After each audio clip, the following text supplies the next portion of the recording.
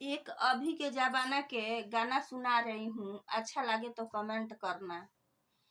कि रोवतानी हमहू बेटी हंसता समाज रे, रोवतानी हमहू बेटी हंसता समाज रे, तनिको न रखलू बेटी पगड़िया के लाज रे, तनिको न रखलू बेटी पगड़िया के लाज रे।